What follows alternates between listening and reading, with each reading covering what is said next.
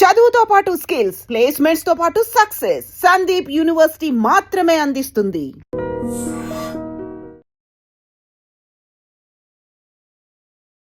నేను మీ Atluri Ganesh, investment banker and founder of rupee company. AI ఈ పదం తెలియనోళ్ళే లేరు ఈ రోజుల్లో. అది వ్యాపారస్తులు కానీ, ఉద్యోగస్తులు కానీ, ఇన్వెస్టర్లు కానీ. గత కొద్ది రోజులుగా ఈ విషయంలో చాలా చర్చ జరుగుతుంది. అయితే ఏంటి ఏఐ? ఈ ఏఐ వల్ల స్టాక్ మార్కెట్ మీద ప్రభావాలు ఏంటో మనం ఈరోజు పూర్తిగా తెలుసుకునే ప్రయత్నం చేద్దాం. మనతో పాటు స్టూడియోలో రేవంత్ గారు ఉన్నారు. నమస్తే రేవంత్ గారు. సార్ నమస్తే అండి. నమస్తే రేవంత్ గారు. మనం కొద్ది రోజులుగా చూస్తున్నాం, అంటే గత 1 yearగా చూసుకుంటే ఐటీ స్టాక్స్ అన్నీ కూడా, అంటే టాప్ స్టాక్స్ అన్నీ కూడా 30-35% కరెక్షన్ జరిగింది.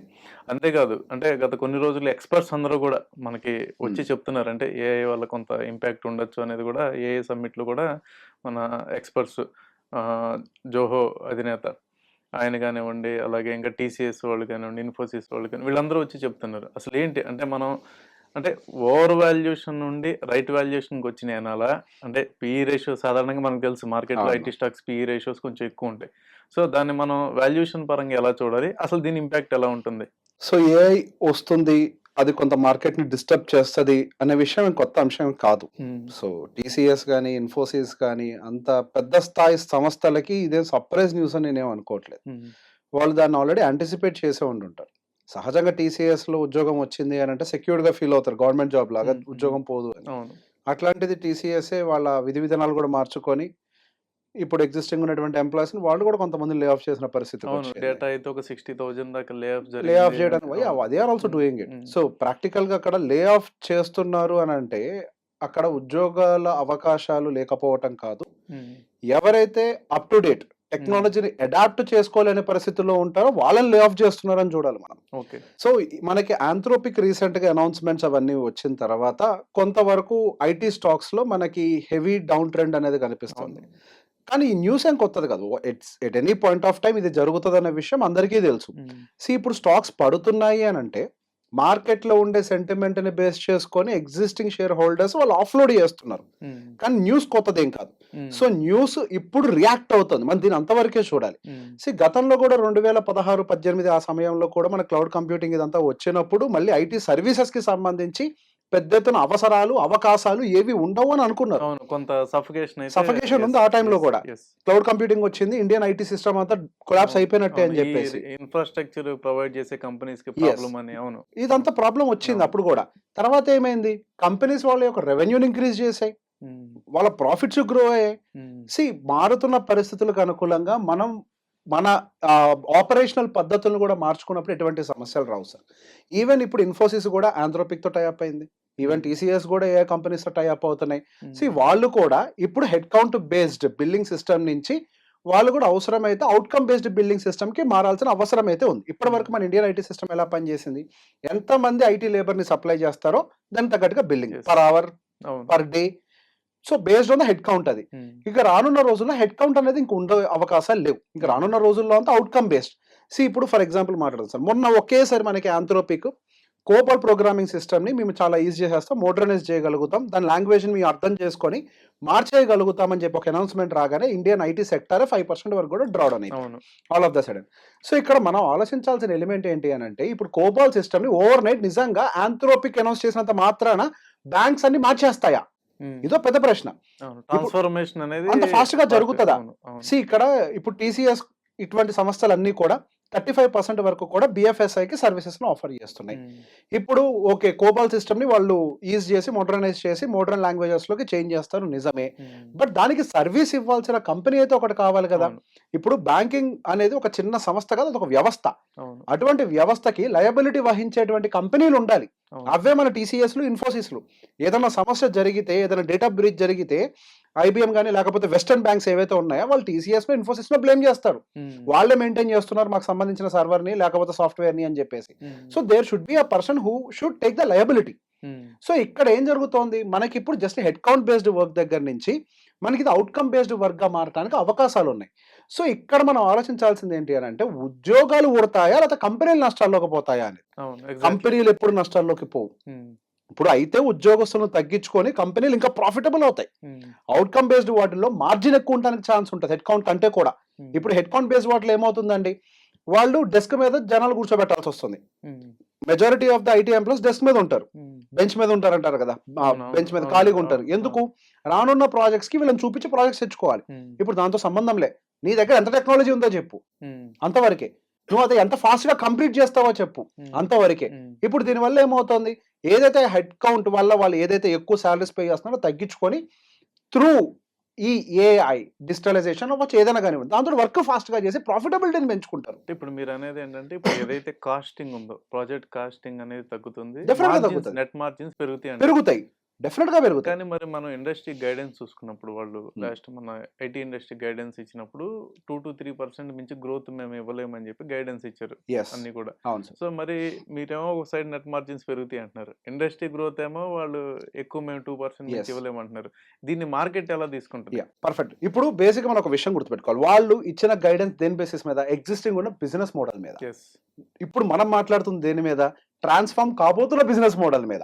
సో అంటిల్ ట్రాన్స్ఫర్మేషన్ జరిగేంత వరకు టీసీఎస్ లాంటి ఒక సంస్థ మేము ట్రాన్స్ఫార్మ్ అయిన తర్వాత ఇంత మార్జిన్ వస్తుందని చెప్పలేరు కదా. ఎగ్జిస్టింగ్ మోడల్ మాది ఇట్లా రన్ అవుతుంది కాబట్టి ఈ మోడల్ మీద మాకు ఇంత మార్జిన్ ఉంటుంది అని చెప్పేసి ఒక మాట మాట్లాడుతున్నారు. వన్స్ ట్రాన్స్ఫర్మేషన్ జరిగిన తర్వాత do you think really TCS అనేది ఏఐని చూసి పెట్టపెళ్ళి చదువుకుని వెళ్ళిపోతుందా? అటువంటి సంస్థ కాదు కదా టీసీఎస్ కానీ, ఇన్ఫోసిస్ కానీ, హెచ్సిఎల్ కానీ, ఇవేం అటువంటి సంస్థలు కాదు కదా. సో డెఫినెట్ గా దే విల్ ఆల్సో ట్రాన్స్ఫార్మ్. వాళ్ళు కూడా ఇప్పుడు వరకు హెడ్ కౌంట్ బేస్ బిల్డింగ్ మీద ఉన్నారు, దాని బేసిస్ మీదనే వాళ్ళు ఆ కాన్ కాల్స్ ఈ విషయాలన్నీ మాట్లాడుతూ ఉంటారు. ఇప్పటి వరకు ఉన్నటువంటి సిస్టమ్ ని బేస్ చేసుకొని రానున్న రోజుల్లో సిస్టమ్ అడాప్షనే మారిపోతుంది. గతంలో ఉన్న సిస్టమ్ కి ఇప్పుడుండే సిస్టమ్స్ కి చాలా మార్పులు ఉన్నాయి. సో ఇప్పుడు మనకి ఇందాక మనం మాట్లాడుకున్నాం, క్లౌడ్ లేనప్పుడు బిల్లింగ్ సిస్టమ్ ఒక విధానంలో ఉండేది, క్లౌడ్ వచ్చిన తర్వాత సిస్టమ్ మారింది, ఏ వచ్చింది. ఇప్పుడు మనం జస్ట్ ఇంకా ఏకి ముందే ఉన్నాం, ఇప్పుడు ఏ తర్వాత సిస్టమ్ డెఫినెట్ గా బెనిఫిట్ అయ్యే అవకాశాలు ఉంటాయి. So IT industry is very big, దాని అంత ఈజీగా క్లోజ్ కానివ్వరు. IT industries contributing 10% to the GDP. అది ఒక విషయం తీసి పక్కకు పెడితే it is not just about the GDP contribution. IT industry ఎన్నో వైట్ కాలర్ జాబ్స్ ని క్రియేట్ చేసింది. మీరు అన్నట్టు ఈ 10% లో కూడా హై రెవెన్యూ ఇన్కమ్, అంటే హై ఇన్కమ్ తీసుకునే వాళ్ళు ఐటీలోనే ఉంటారు. ఆల్మోస్ట్ మనకి 70% ఐటీ ఇండస్ట్రీలోనే ఉంటుంది. ఇప్పుడు ఒక ఫార్మా వల్ల ఒక సిటీ బిల్డ్ అయింది, మెట్రోపాలిటన్ సిటీ బిల్డ్ అయింది అంటే లేదు. అవును. ఒక అగ్రికల్చర్ వల్ల బిల్డ్ అయింది అంటే లేదు, లేదా వేరే ఇతర ఆటోమొబైల్ వల్ల బిల్డ్ అయింది అంటూ లేదు. కానీ ఐటీ వల్ల ఒక హైదరాబాద్, ఒక బెంగళూరు, ఒక పూణే, ఒక గుర్గాన్ సిటీస్ నిర్మించబడ్డాయి ఐటీని బేస్ చేసుకొని. అండ్ వాళ్ళు పే చేసే ట్యాక్సెస్, వాళ్ళు పెట్టేటువంటి ఎక్స్పెండిచర్స్. ఒకవేళ నిజంగా ఐటీ వ్యవస్థ కుప్పకూలిపోయింది అని అంటే భారతదేశ వ్యవస్థ మొత్తం కుప్పకూలిపోవాల్సిందే. అది కేవలం ఐటీకే పరిమితం కాదు. ఇప్పుడు ఏదైతే వచ్చిందో ఉద్యోగాలు కోల్పోయేది కేవలం ఐటీ ఉద్యోగులు మాత్రమేనా? ఇప్పుడు డేటా ఎనలిస్టులు కోల్పోరా? స్టాక్ మార్కెట్ లో ఎనలిస్టులు కోల్పోరా? ప్రతి ఫీల్డ్ లో ఎనలిస్టులు కోల్పోతారు కదా. ఎందుకు మీడియా హౌస్ లో మాత్రం కోల్పోరా? ప్రతి చోట కోల్పోతారు. ఇక్కడ ఎవరు ఉద్యోగాలు కోల్పోతారా అంటే ఎవరైతే సిస్టమ్ ని అడాప్ట్ చేసుకోరు, న్యూ సిస్టమ్ ని, వాళ్ళు ఉద్యోగాలు కోల్పోతారు.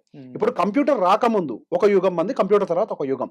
మనకి ఎప్పుడైతే కంప్యూటర్ బ్యాంకింగ్ సిస్టమ్ లోకి ఇంట్రొడ్యూస్ చేశారో అప్పుడు బ్యాంక్ ఉద్యోగులందరూ బయటకు వచ్చి గోల చేశారు, మా ఉద్యోగాలకు భద్రత ఎక్కడ? ఇప్పుడు కంప్యూటర్ వచ్చింది కాబట్టి 10 మంది చేసే పని ఒక కంప్యూటరే చేస్తుంది అని, మాకు భద్రత లేదు అని. కానీ వాస్తవానికి జరిగింది ఏంటి? ఉద్యోగాలు పెరిగాయి, ఎఫిషియన్సీ పెరిగింది, ఎక్కడ పోయిందని లేదు, దెర్ ఇస్ నో డిస్ట్రప్షన్. ఇంకొక మాటలో మాట్లాడుకుందాం, ఇప్పుడు ఏ అనే ప్రోడక్ట్ వచ్చింది సార్, ఇప్పుడు ఆ ఏ ప్రోడక్ట్ ని వాడి రకరకాల సిస్టమ్స్ ని బిల్డ్ చేస్తున్నారు, అది బిజినెస్ లకు వాడుకుంటున్నాం. మనం ఇక్కడ B2B మోడల్ మాత్రమే చూస్తున్నాం. ఈ ఏ అనే ఒక బిజినెస్ ఇంకొక బిజినెస్ కి వాళ్ళ సర్వీస్ ని ఆఫర్ చేస్తున్నారు. కానీ ఈ బిజినెస్ ఎవరికి సర్వీస్ ఆఫర్ చేస్తుంది? క్లయింట్ కి. క్లయింట్ ఎవరు? మనలాంటి retail. End of the day end product ని కన్సూమ్ చేయాల్సింది మనమే. ఇప్పుడు బ్యాంకింగ్ వ్యవస్థకు వాళ్ళు సర్వీస్ ప్రొవైడ్ చేయొచ్చు, కానీ బ్యాంకింగ్ ని వాడాల్సింది ఎవరు? End user. వాళ్ళు ఇంకొక ఆటోమొబైల్ కంపెనీకి సర్వీస్ ని ప్రొవైడ్ చేయొచ్చు, కానీ ఆటోమొబైల్ కొనాల్సింది ఎవరు? End user. రైట్. మరి ఎండ్ యూజర్ కి ఉద్యోగాలు లేకపోతే ఇంకా అసలు ఆ వ్యవస్థ ఎక్కడ నిలబడుతుంది? సో ప్రాక్టికల్ గా ఇప్పుడు ఉద్యోగాలు పోతాయి, ఏ రావటం వల్ల మొత్తం కొలాప్స్ అయిపోతుంది అని అంటే, ఏ నిజంగానే అటువంటి పనే చేసింది అని అంటే అసలు there is no business for ఏ కంపెనీ ఆల్సో. అసలు ఏ కంపెనీకి చేయడానికి పనే ఉంది? That will not happen. ఇక్కడ ప్రాబ్లం అంట్లా ఏంటి అంటే transformation. The biggest challenge with the Indians ఏంటి అని అంటే, we don't accept the transformation immediately. ఏ వచ్చింది, నాకు ఈ లాంగ్వేజ్ వచ్చు, ప్రాక్టికల్లీ స్పీకింగ్ సార్ అందరికి. ఇప్పుడు చాలా మంది ఐటీ ఎంప్లాయీస్ కూడా ఉన్నారు కదా, ఐటీ ఎంప్లాయీస్ లో ఏఐ బేస్డ్ బ్రౌజర్లు కూడా వచ్చాయి. ఎంతమందికి తెలుసు బ్రౌజర్ల గురించి? ఎవరికీ తెలియదు.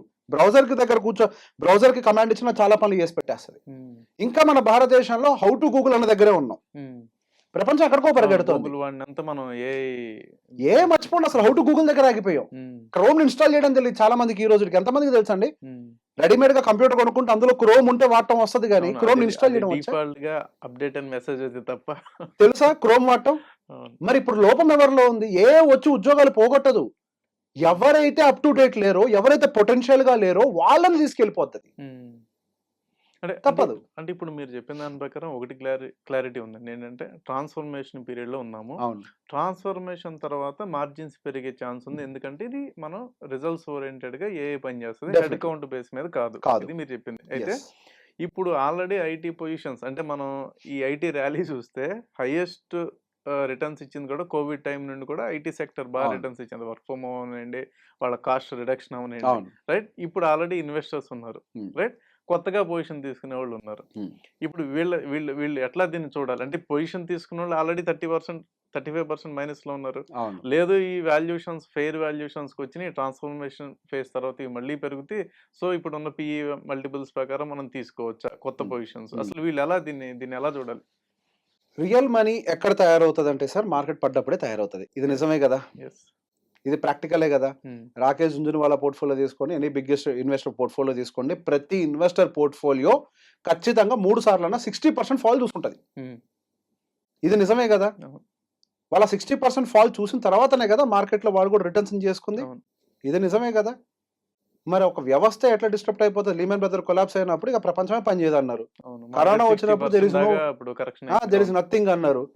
ఇప్పుడు ప్రతి ప్రాబ్లం వచ్చినప్పుడు ఇక్కడ ప్రాబ్లం ఏమవుతుందంటే సార్, ఎవ్రీ టైం మనము ఒక కొత్త ప్రాబ్లమ్ ని చూస్తాం. కొత్త ప్రాబ్లమ్ ని చూసినప్పుడు దెర్ ఇస్ నో సొల్యూషన్ అనుకుంటాం. కోవిడ్ వచ్చింది, దెర్ ఇస్ నో సొల్యూషన్ అన్నారు, ఆగిపోయిందా?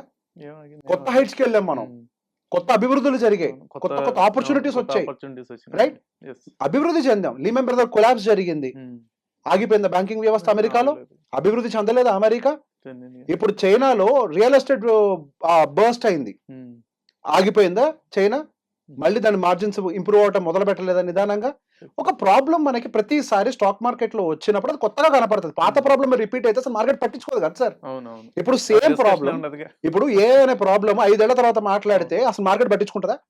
పట్టించుకోదు. ఇప్పుడు రష్యా ఉక్రెయిన్ వార్ స్టార్ట్ అయినప్పుడు మార్కెట్ పడ్డది, కానీ తర్వాత ఎన్నిసార్లు ఎస్కలేట్ అయినా మార్కెట్ పడ్డదా?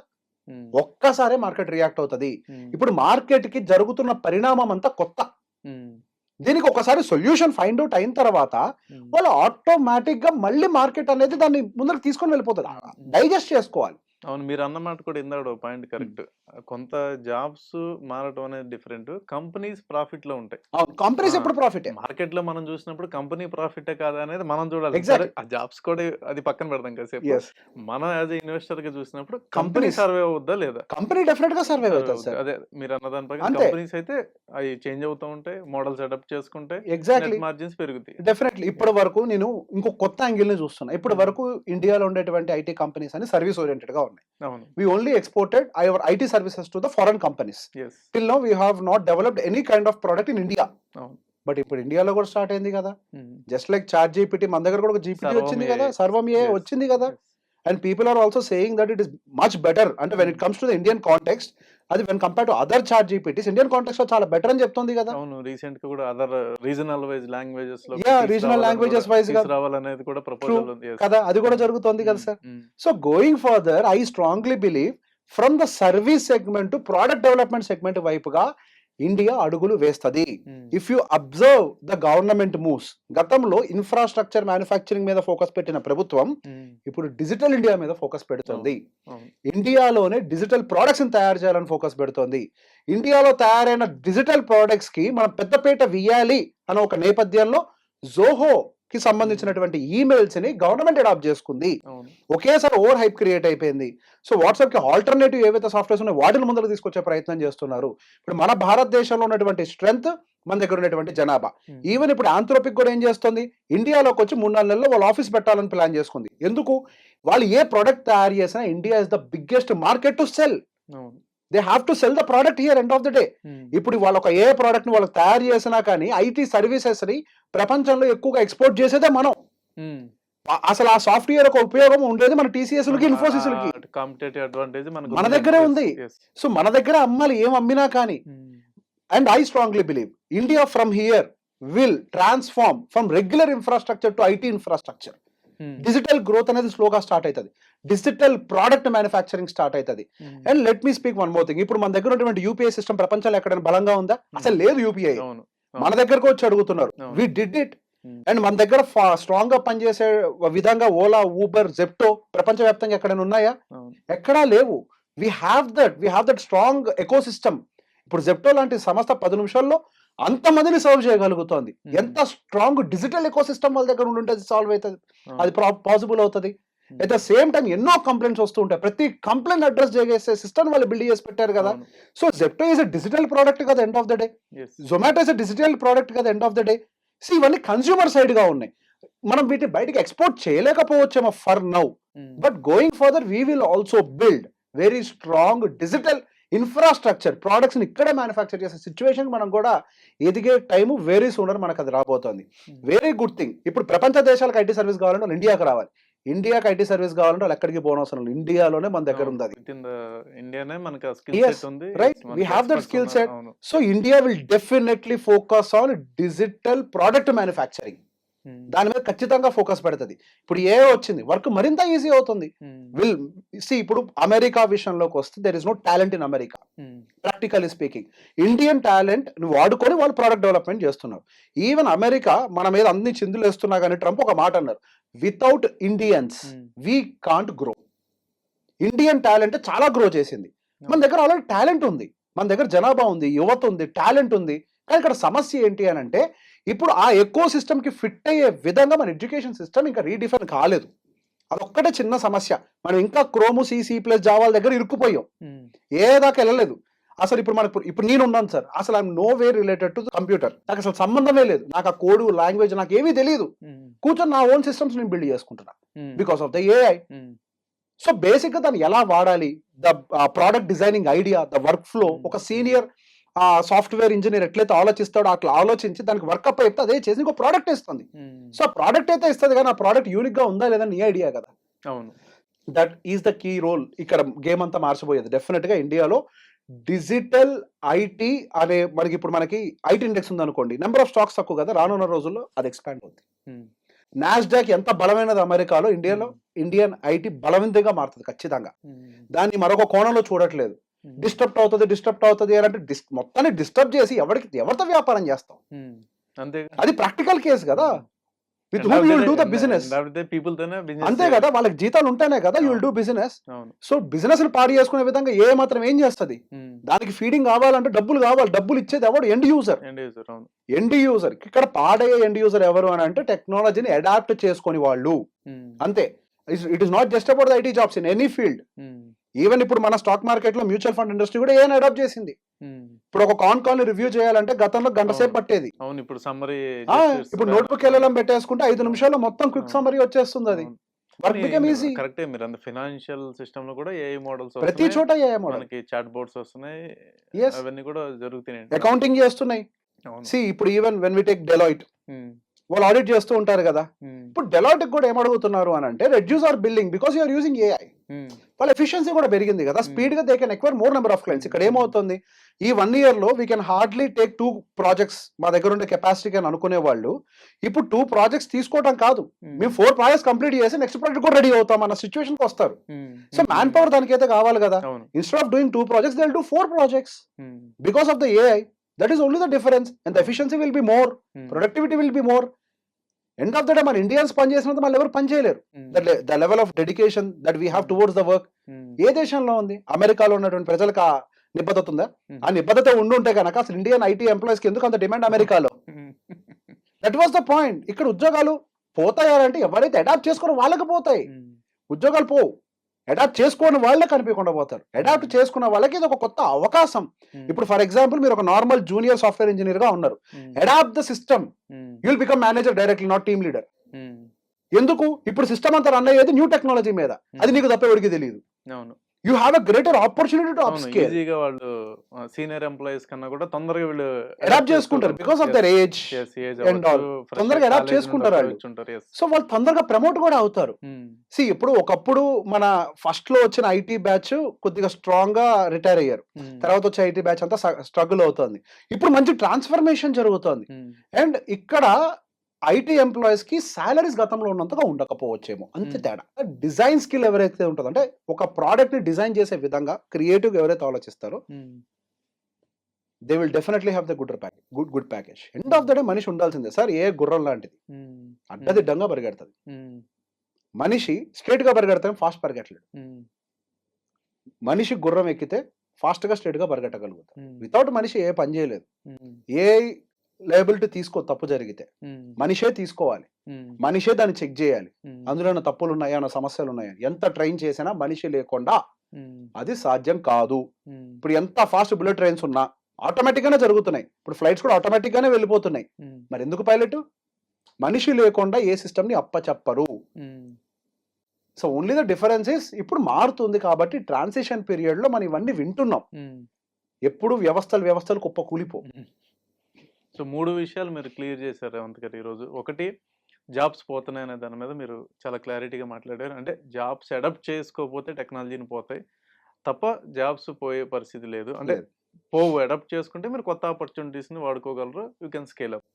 సెకండ్, కంపెనీస్ ఐటీ సెక్టార్ మీద అంటే కంపెనీస్ అనేది లాస్లోకి వెళ్ళవు. ఎప్పుడైతే టెక్నాలజీ ట్రాన్స్ఫర్మేషన్ ఫేజ్ వచ్చేసిందో కంపెనీస్కి ఇంకా అది అడ్వాంటేజ్ అవుతుంది in terms of profits, in terms of services or products కూడా కొత్తవి తీసుకురావచ్చు. ఎప్పుడైతే ఈ ప్రొడక్ట్స్ వస్తాయో మనకి ఇంకా ఐటీ ఇండెక్స్లో ఇంకా కొత్త కంపెనీలు వచ్చే ఛాన్స్ ఉంది కాబట్టి సో కంగారు పడాల్సిన పని ఏం లేదని 3 విషయాలు క్లియర్ చేశారు. థ్యాంక్ యూ రేవంత్ గారు. Thank you so much. And for more videos, Please subscribe to iDream. Please subscribe to iDream. Please subscribe iDream. And please subscribe to iDream. For more videos, subscribe to iDream. please like, share and subscribe to the channel. Congratulations, iDream. Subscribe to iDream.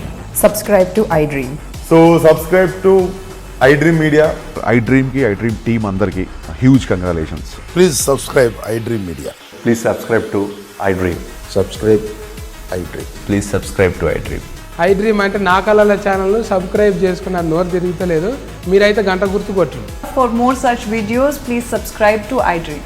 Subscribe to iDream. Please subscribe to iDream. Please subscribe iDream Media. Please do subscribe to iDream. Please subscribe to iDream Media. For best entertainment and information, please subscribe iDream. And don't forget to subscribe to iDream.